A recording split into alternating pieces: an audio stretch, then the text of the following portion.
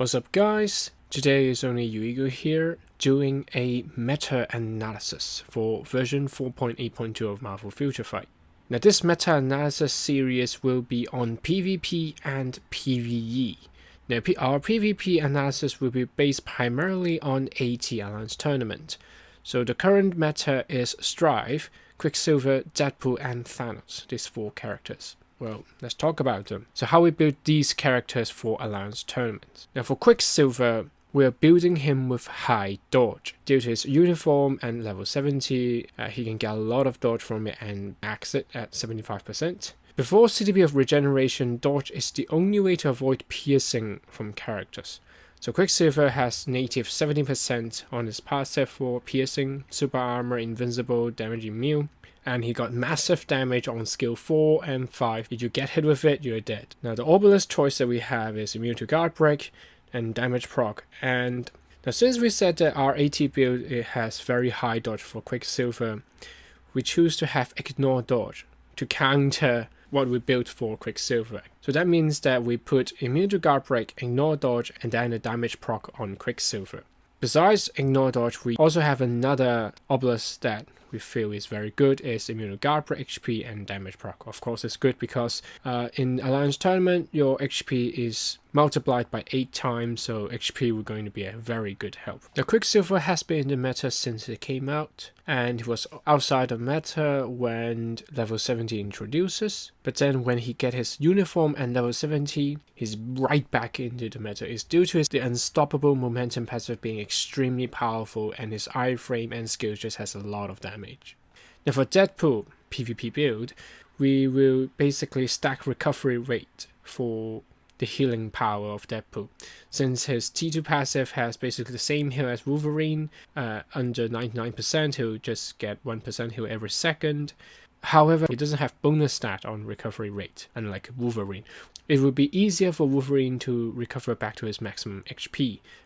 But Deadpool, he needs some help, so we like to use immune to guard break, recovery invincible, before this introduction of CDB of Regeneration.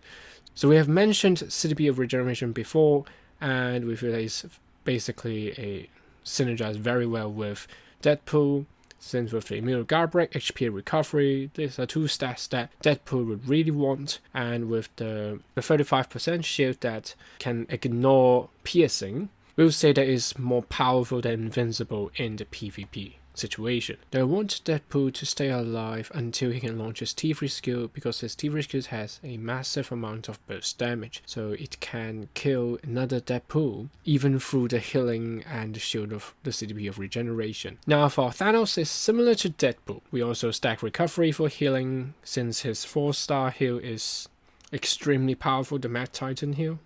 We also like to use CDB of Regeneration on Thanos because it's immune to guard break, a PvP must, HP recovery, and a shield to counter Quicksilver's piercing, so Thanos can stay alive a little bit longer.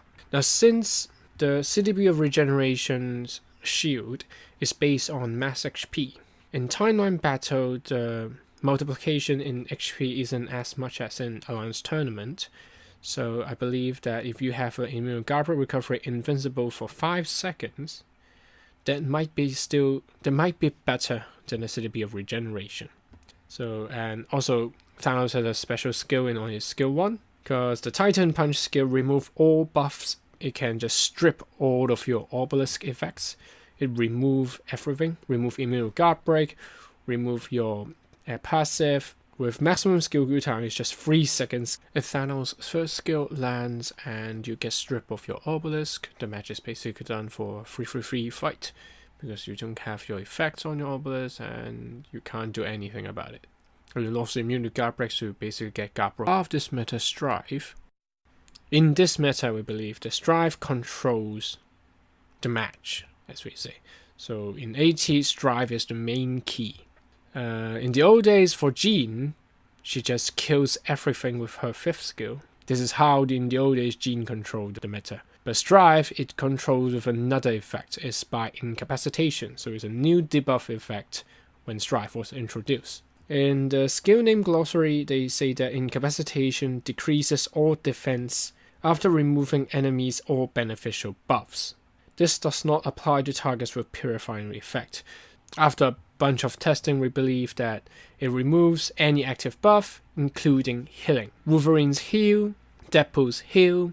If you get hit by incapacitation, you lose the heal.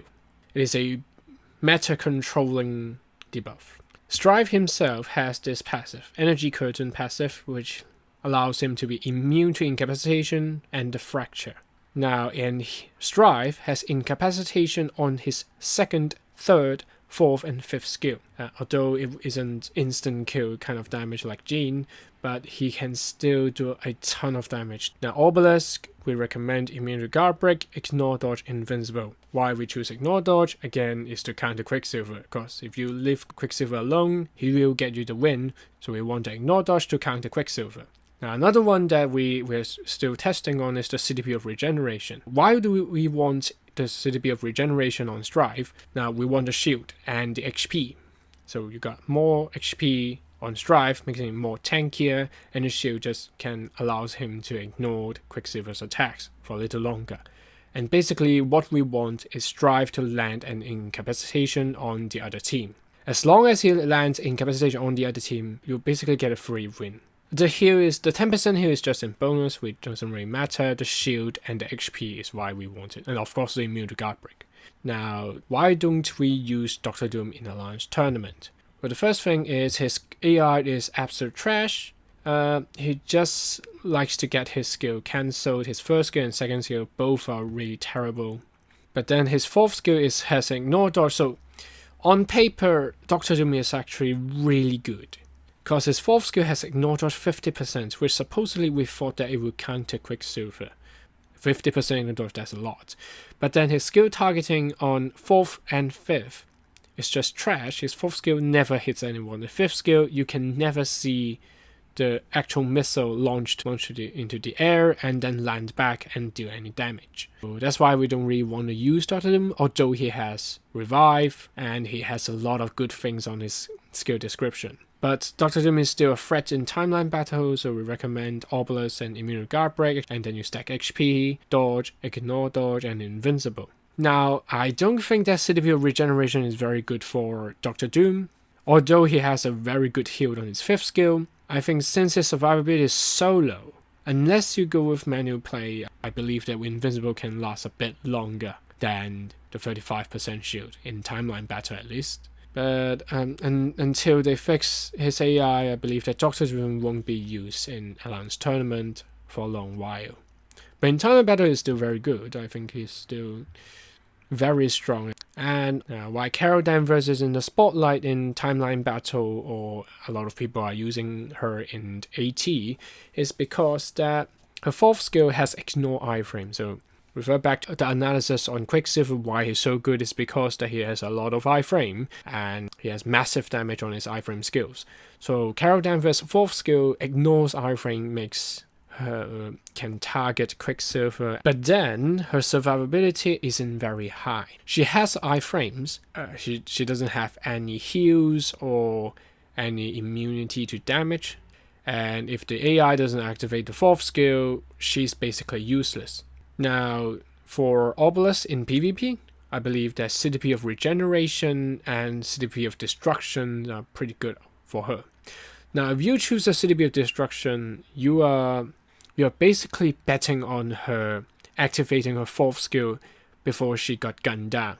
But then if she activates her fourth skill, then the proc activates and whatever is on the other side, they'll die, if the skill actually lands. CDP of regeneration is another one due to Captain Marvel having Carol Corpse, which increases all buffs effects by 20% and duration by 30%, so the shield can be increased from 35% to 42%, making it a little bit more tankier. She does very well in timeline. Definitely 1v1, Carol Danvers is very strong. But for AT, I believe it's still a little bit early for us to do a conclusion on her. We'll need a little bit more testing for her. So because currently statistic we have got from the Alliance Tournament, we believe that she isn't very good. She can't really survive long enough to land her skills. That's about it for the meta-analysis for PvP. So again, Strive, Quicksilver, Deadpool, Thanos. the 4 key characters, I think, in the Alliance Tournament. And we're still testing Carol Danvers, but she has potential, although we believe that she's better in timeline battle than in Alliance Tournament. And Dr. Doom is just a meh. So that's about it for PvP analysis. Signing out. This video is a part of the Marvel Future Fight Star Agent program and was created with the support of Netmarble.